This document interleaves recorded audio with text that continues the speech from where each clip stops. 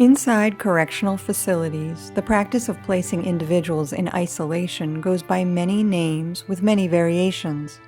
What they have in common is being locked in a small cell, either alone or with one other person, for 22 to 23 hours a day. Most, if not all, activities are suspended.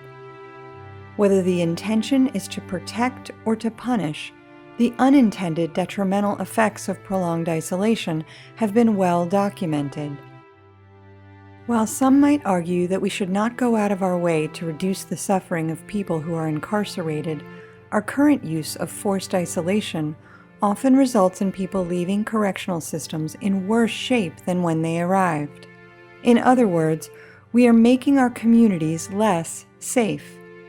As currently used, solitary confinement and other forms of restrictive housing not only take a human toll, but also a monetary one, sapping funds that might otherwise be spent on improving conditions for both staff and those incarcerated.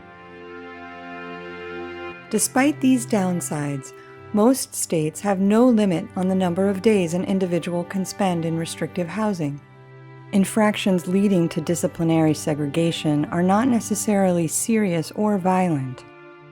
People who are incarcerated are sometimes released directly into the community from restrictive housing, despite recommendations to the contrary by the American Correctional Association and other organizations.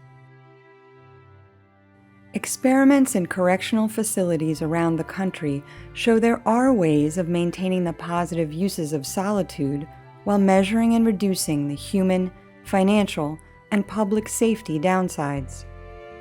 While we might not be able to create a perfect justice system, we can work to make it more efficient, humane, and safer for everyone.